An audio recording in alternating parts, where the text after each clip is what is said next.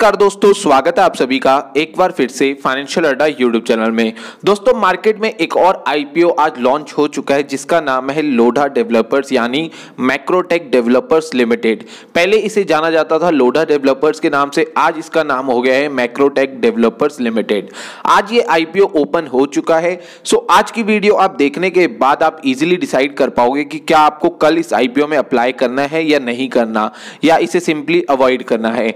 तो चलिए दोस्तों, आज की वीडियो शुरू करते हैं। और आज की वीडियो शुरू करने से पहले एक रिक्वेस्ट है, अगर आप हमारे चैनल पे नए हो तो यार चैनल को सब्सक्राइब जरूर करना और साथ में दिए गए बेल आइकन को जरूर दबाना ताकि आपको सारी नोटिफिकेशंस मिल पाए।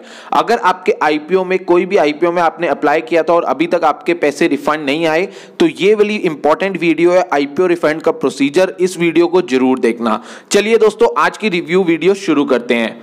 सबसे पहले हम बात करेंगे लोढ़ा डेवलपर यानी मैक्रोटेक डेवलपर लिमिटेड की आईपीओ इंफॉर्मेशन के बारे में। आईपीओ का इशू साइज है अप टू ₹2500 करोड़ और इसमें से फ्रेश इशू है 2500 करोड़ का। इशू टाइप की बात करें तो ये एक बुक बिल्ड इशू है। प्राइस बैंड की बात करें तो 483 टू 486 पर इक्विटी शेयर यहां पर प्राइस बैंड रखा गया है। फेस वैल्यू की बात करें तो ₹10 पर इक्विटी शेयर फेस वैल्यू है। लॉट साइज यहां पर 30 शेयर्स का रखा गया है। अगर आप वन लॉट में इन्वेस्ट करते हो तो आपकी मिनिमम इन्वेस्टमेंट होती है ₹14,580 की, और अगर आप 13 लॉट यानी मैक्सिमम इन्वेस्टमेंट करते हो तो वो आपकी इन्वेस्टमेंट होती है ₹1,89,540 की। लिस्टिंग की बात करूं तो Bombay stock exchange and national stock exchange दोनों ही ये स्टॉक लिस्ट होगा।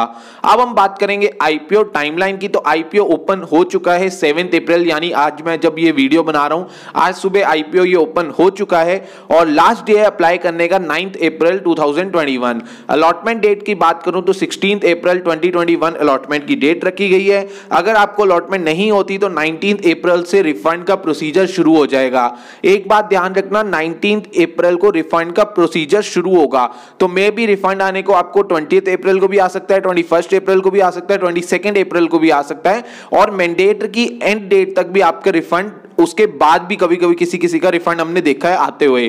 तो पैनिक मत होना, पैसे आपके वापस आ जाएंगे। डीमैट अकाउंट में क्रेडिट की डेट रखी गई है 20 अप्रैल और 22 अप्रैल को लिस्टिंग हो जाएगी स्टॉक एक्सचेंजेस पे। अब हम बात करते हैं कंपनी के बारे में। तो जो लोढ़ा डेवलपर्स यानी मैक्रोटेक डेवलपर्स हैं वो इनकॉर्पोरेटेड हुई थी 1995 में। It is one of the largest real estate developers in India. Company primary engage है in affordable residential real estate development के बिजनेस में, और साथ ही इस कंपनी ने अभी development of logistic and industrial park के बिजनेस में भी एंट्री करी है। यानी इस टाइम ये company commercial real estate, logistic और इंडस्ट्रियल पार्क जो बनते हैं उसमें भी ये कंपनी काम कर रही है। आगे हम बात करें तो पलावा, नवी मुंबई, अपर थाने, Thane outskirt, Amara, Lodha Sterling, Lodha luxury, Crown Thane, Bel Air, Lodha Belmondo, Lodha Splendora and Casa Maxima are some of its affordable and mid income housing projects। ये इनके कुछ अफोर्डेबल और मिड इनकम प्रोजेक्ट है जिसमें से कंपनी ने मैक्सिमम रेवेन्यू गेन किया है फिस्कल 2020 में। इनमें से रेवेन्यू जो आया उसका 57.7% रेवेन्यू इनको यहां से आया है। और आगे हम बात करते हैं under the logistic and industrial park portfolio, जो इनका एक पार्ट है बिजनेस का, उसमें ये प्लान कर रहे हैं डेवलप करने का industrial park over 800 acres of land near Pallava. ठीक है। However the commercial real estate portfolio include project like corporate office बनेंगे, यहाँ पे कॉर्पोरेट के आईटी कैंपसेस बनेंगे और बुके ऑफ ऑफिस स्पेसिस बनेगी। ठीक है। आगे मैं बात करता हूँ एज ऑन December 31, 2020 की, तो फर्म ने सक्सेसफुली कंप्लीट कर लिए हैं 91 project comprising 77.22 million square feet of developable area with 59.13 million square feet in the affordable housing segment। तो काफी अच्छे तरीके से ये कंपनी अपना बिजनेस कर रही है। अब मैं बात करता हूं company promoters and promoter holding की। तो Abhishek Mangal, Prabhat Lodha, Rajendra Narpatmal Lodha and Sambhavnath Infrabuild Sambhavnath trust are the company promoter. IPO promoter holding की बात करें तो इस टाइम प्रमोटर्स के पास 100% होल्डिंग है, बट आफ्टर आईपीओ कितनी होल्डिंग रह जाएगी ये बाद में ही देखने को मिलेगा। ऑब्जेक्टिव की बात करें तो ये क्या ऑब्जेक्टिव है इस आईपीओ को लाने का, तो पहला ऑब्जेक्टिव है to reduce aggregate outstanding borrowings of the company on consolidated basis, second objective है टू एक्वायर लैंड और लैंड डेवलपमेंट राइट, और थर्ड ऑब्जेक्टिव है to meet general corporate purpose. अब हम बात करते हैं जो लोधा डेवलपर यानी मैक्रोटेक डेवलपर्स है वो ऑलरेडी रेस कर चुकी है 740 crore rupees from 14 anchor investor.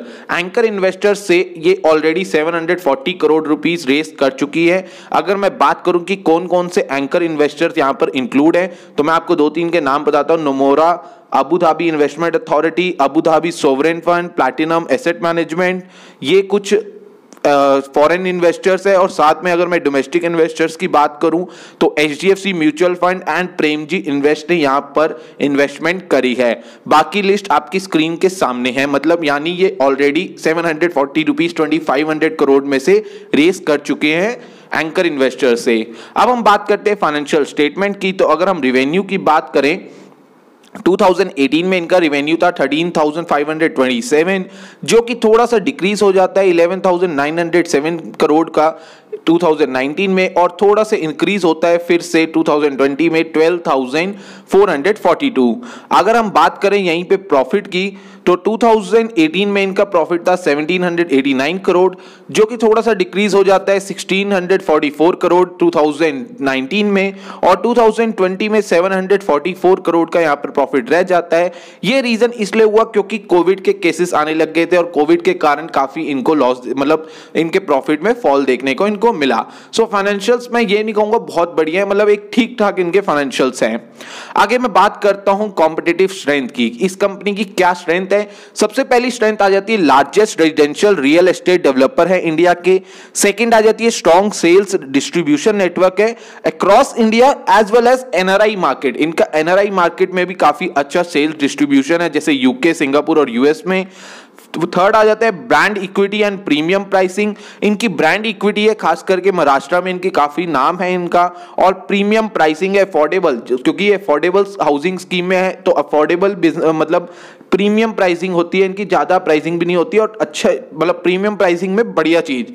ठीक है। फोर्थ कॉम्पिटिटिव स्ट्रेंथ आ जाती है स्ट्रॉन्ग प्रोजेक्ट एग्जीक्यूशन कैपेबिलिटी। इनके पास काफी अच्छी कैपेबिलिटी है कि बड़े बड़े प्रोजेक्ट्स करना। और फिफ्थ आ जाती है एक्सपीरियंस मैनेजमेंट टीम। ठीक है, ये इनकी कुछ कॉम्पिटिटिव स्ट्रेंथ है। वहीं वीकनेस की बात करें तो हाई डेट है इस टाइम कंपनी के ऊपर, अराउंड 15,000 करोड़ से भी ऊपर का डेट है, और इस आईपीओ को लाने का ही एक तरह का मात्र रीजन है कि कुछ डेट को कम करा जाएगा। जो पैसा रेज कर रही है कंपनी उससे कुछ ना कुछ डेट को कम करा जाएगा, बट इस टाइम कंपनी को डेट काफी ज्यादा है।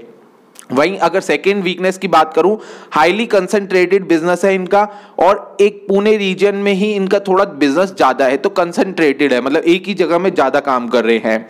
अपॉर्चुनिटीज की बात करें तो इस कंपनी के लिए क्या अपॉर्चुनिटीज इस टाइम अवेलेबल है, तो पहली अपॉर्चुनिटीज आ जाती है इंक्रीजिंग अर्बनाइजेशन इन इंडिया। जैसे जैसे इंडिया डेवलप होगा इस कंपनी को और बिजनेस मिलेंगे। जैसे जैसे जो विलेजेस होते हैं वहां पर अगर कुछ डेवलपमेंट होती है तो इन कंपनीज को काफी अच्छा मतलब बिजनेस मिलने को एक अपॉर्चुनिटी इनके पास अवेलेबल है, हो जाएगी मतलब। सेकंड आ जाता है हाई अफोर्डेबल हाउसिंग डिमांड। ठीक है, अफोर्डेबल हाउसिंग डिमांड की इस टाइम मार्केट में बहुत ज्यादा है कि हर किसी को अब जो भी हाउस चाहिए अपना वो अफोर्डेबल होना चाहिए, मतलब वो बजट में आ जाए। थर्ड आ जाती है diversification to other tier 1 cities. अभी जैसे ये महाराष्ट्र में ज्यादा काम कर रहे हैं तो ये और भी सिटीज में जाके काम कर सकते हैं। फोर्थ अपॉर्चुनिटीज आ जाती है जॉइंट वेंचर और जॉइंट डेवलपमेंट प्रोजेक्ट कर सकते हैं काफी, और जो बड़े बड़े कंपनीज है जैसे जो अलग रियल एस्टेट की कंपनीज है उनके साथ मिलकर काम कर सकते हैं। और फिफ्थ आ जाता है logistic and industrial park, warehouse, data centres में भी ये काम कर सकते हैं। जो भी कर रहे हैं ये उसमें भी इनके पास काफी और ज्यादा अपॉर्चुनिटीज है, इसीलिए ये इस काम में आए हैं। आगे हम बात करेंगे थ्रेट और रिस्क फैक्टर्स की।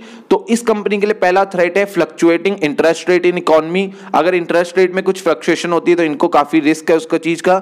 सेकंड आ जाता है सेकंड वेव ऑफ कोविड-19। आप देख ही रहे हो पिछले 1-1.5 महीने से कोविड केसेस लगातार बढ़ रहे हैं। अभी मैं अगर बात करूं दिल्ली में भी 5,000 केसेस आए हैं और भी महाराष्ट्र में भी काफी केसेस बढ़ रहे हैं, तो उन केसेस के कारण इनके बिजनेस में काफी इफेक्ट पड़ेगा। हम देख रहे हैं कि महाराष्ट्र और दिल्ली में इस टाइम नाइट कर्फ्यू लगा हुआ है और चांसेस बहुत बन रहे हैं कि दोबारा से लॉकडाउन या मिनी लॉकडाउन लग जाए, तो वहां पर इनको काफी प्रॉब्लम देखने को फेस हो सकती है। ये इनके लिए एक रिस्क फैक्टर है।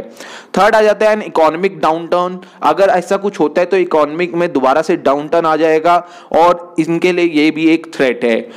फोर्थ आ जाता है हाई अनसोल्ड इन्वेंट्री, और काफी इनका जो बिजनेस है या कह लो आप, इनके पास जो रियल एस्टेट में काफी इनके पास, जैसे अब इनके लिए इन्वेंट्री क्या हुई, जो फ्लैट्स वगैरह या जो बने हुए हैं वो इनकी इन्वेंट्री है, उसको बेचेंगे तो इनको पैसा आएगा, वो अभी काफी अनसोल्ड है, मतलब वो अभी इतनी बिकी नहीं है। ठीक है, अब बात करते हैं आज के मैक्रोटेक डेवलपर्स लिमिटेड की सब्सक्रिप्शन डेटा की। अब गाइस मैं आपको पहले ही बता चुका हूं कि आज मैं भी अब ये वीडियो बना रहा हूं, तो 7 अप्रैल को मैं रात को इस टाइम वीडियो बना रहा हूं। अभी टाइम हो रहा होगा 11:40 का, और जब मैं ये वीडियो बना रहा हूं तो आज का मेरे पास डेटा आया हुआ है subscription data as of 5 PM का।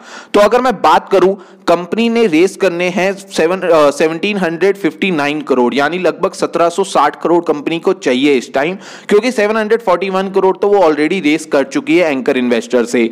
इस टाइम अगर मैं आज की डेटा की बात करूं तो इंस्टीट्यूशनल जो QIB है, क्वालिफाइड इंस्टीट्यूशनल बायर्स, उन्होंने अप्लाई करा है नंबर ऑफ टाइम्स की अगर मैं बात करूं 0.59, नॉन इंस्टीट्यूशनल इन्वेस्टर्स जो है उन्होंने अप्लाई किया है 0.11 टाइम्स, रिटेल इंडिविजुअल ने अप्लाई किया है 0.15 टाइम्स, और एम्प्लॉइज ने अप्लाई किया है 0.04 टाइम्स। 0.04 टाइम्स, ठीक है, ध्यान रखना। और टोटल जो सब्सक्रिप्शन हुई है वो ये 0.27।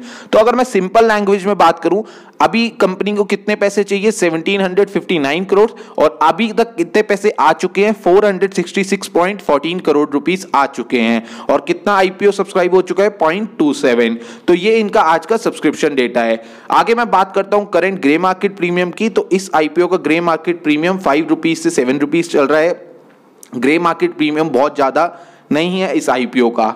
अब हम बात करते हैं मेरे व्यू की। तो लिस्टिंग गेन के लिए मैं इसको टोटली अवॉइड कर रहा हूं, मुझे इसमें ज्यादा लिस्टिंग गेन देखने को नहीं मिल रहा। बाकी मार्केट का कुछ कह नहीं सकते, मे बी आपको 10 से 15% लिस्टिंग गेन देखने को मिल जाएगा, पर लिस्टिंग गेन मैं हमेशा देखता हूं कि ग्रे मार्केट प्रीमियम क्या चल रहा है उसके अकॉर्डिंग, और ज्यादातर मैं अपना जब भी अप्लाई करता हूं तो मैं लिस्टिंग गेन के लिए अप्लाई करता हूं। तो इसमें मुझे ज्यादा लिस्टिंग गेन नहीं देखने को मिल रहा, और साथ में अगर लिस्टिंग गेन देखने को मिलता है तो उसमें मेरे को काफी रिस्क इसमें लग रहा है, इसलिए मैं इसको लिस्टिंग गेन के लिए अवॉइड कर रहा हूं।